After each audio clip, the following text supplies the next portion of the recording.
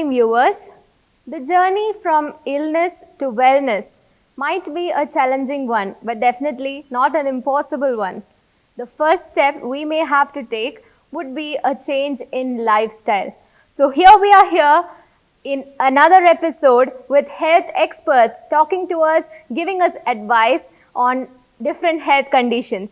Welcome to the 35th episode of BMC Global Live Al Hilal Health World. Myself, Marina Francis. Our topic for today's discussion is something most of us would be looking forward to. Our topic is lower back pain. Most of us might be ignoring this condition, but let's see what a back pain could imply. Talking to us today is a consultant orthopedic surgeon with over 12 years experience, Dr. Chand Pasha Babu. Hello, hi. He has an expertise in trauma, joint replacement and spine surgery, currently working at Al Hilal Hospital, Moharak branch.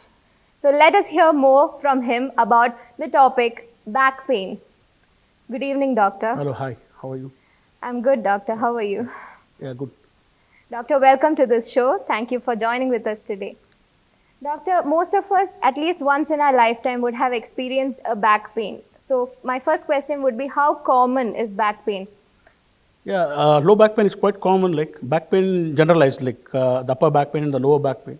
Probably 80% of the population would have undergone like one episode of back pain in their lifetime. Like Yes. the current statistics is that like 1 in 4 experiences back pain. Yes. Yeah, that thing is there. Okay. It's not a dangerous condition. Usually it relieves on itself, but sometimes when it hampers the activity of daily life, it requires intervention. Like, Okay. yeah.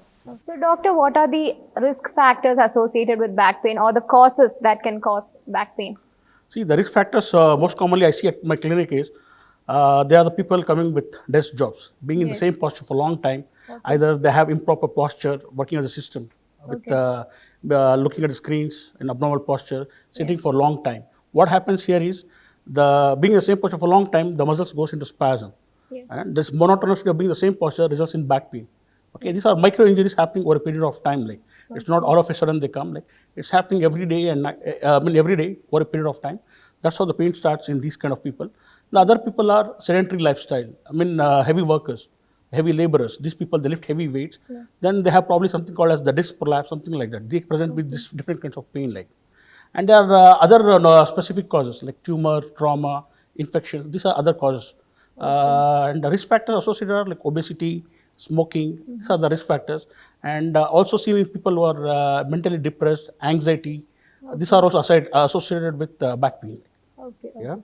Doctor, when you mentioned about the posture, people with a bad posture might get a back pain. So, doctor, could you advise us on what could be a right posture? Yes, there is something called as ergonomics. Ergonomics is the best position of the joint, which has to be where the joint is relaxed.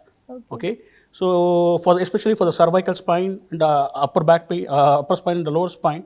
So, when you work with a desk, when you're doing as a desk job, you need to adjust your screen to eye level, and and you need to take more break for the eye and the neck every 5 to 10 minutes. Turn left, right. This is how you break the monotonicity. And again, for the lower back, you need to take more breaks every 45 minutes. Get up, go for a stroll, come back and sit. You sit in the same posture for a long time. Again, the vicious cycle of spasm and pain starts. Yes. Even the shoulder joint and the elbow joint, this has to be placed as close to the body when you're working with the computers. Otherwise, they come with presenting with pain over the shoulder or the elbow. We call it as tennis elbow. We have in the shoulder called as bicipital tendinitis.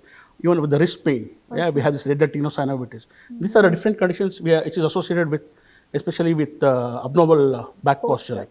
And especially when you sit on a chair, you need to keep your thighs as parallel to the ground. Like. When you're working at a desk job, like so that way the thighs are parallel to the ground.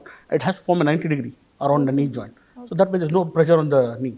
So this is the best position across the spine and the peripheral joints. Like, yeah. Okay. Doctor, my next question is, these days children are at homes attending online classes. There is excessive use of mobile phones and other screen time. So is this adding on to back pain even in children? Is there back pain cases in children? Yeah, obviously that's true. Like being on online for a long time, it really adds on.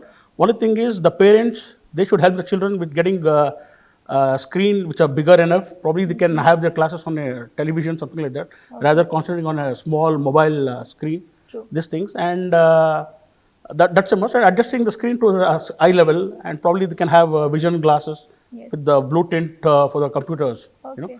This thing by this they can, the eye strain is very minimal. Like, yeah. Okay. Okay. So, They have to change the way they work, rather working with a mobile or this thing, better to have a bigger screen. so even any age group, Yeah, people it'll do affect. get back pain. It will affect across all the age groups. Only thing is you need to break the monotony of being in the same posture. Like, Okay. you need to take more breaks Okay. and adjust your spine accordingly. Yeah. Okay. Doctor, another something that I have heard is during the pregnancy time or after childbirth, people, those who didn't have back pain earlier, are getting back pain, and it is becoming more regular. So, what could you advise to such? Yeah, during pregnancy, the body undergoes a physiological change. The shape of the spine changes because there is a weight over the front of the body. So as the weight keeps increasing, the spine curvature keeps increasing again, changes. That's why the patient undergoes pain.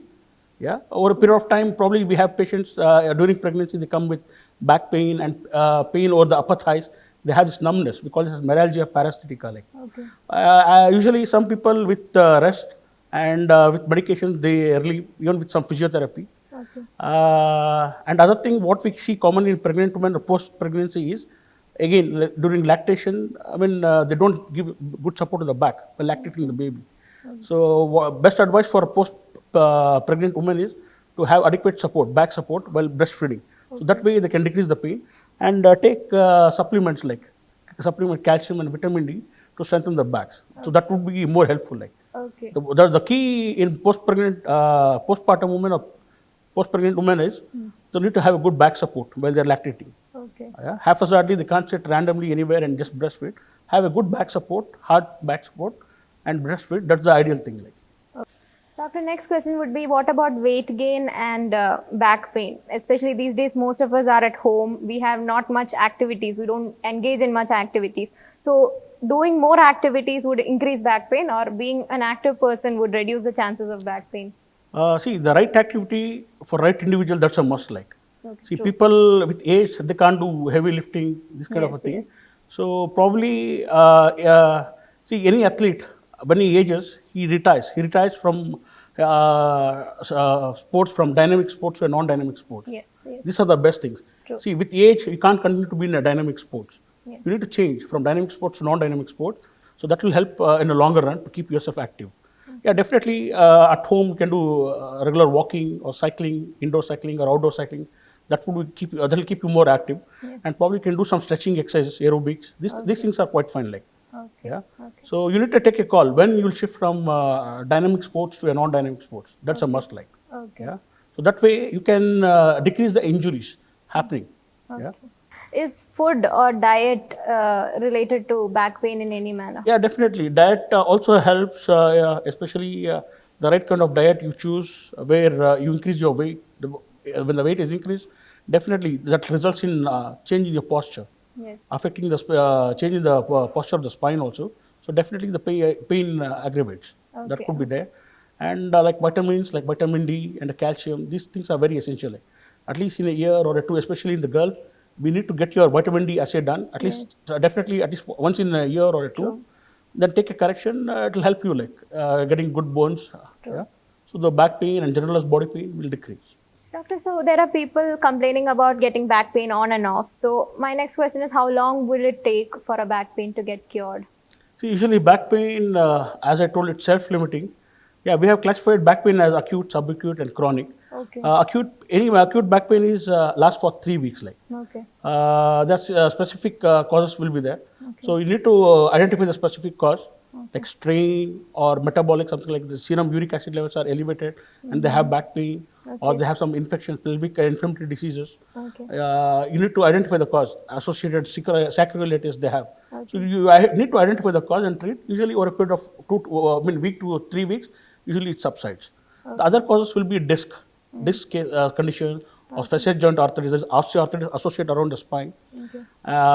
These conditions, it takes over a period of time. Like, usually we doctors, we start with medications, the different kinds of medications, which helps in decreasing the pain and nerve-related issues, and probably we add on some physiotherapy also. Okay. We go step by step so that the pain symptoms regress.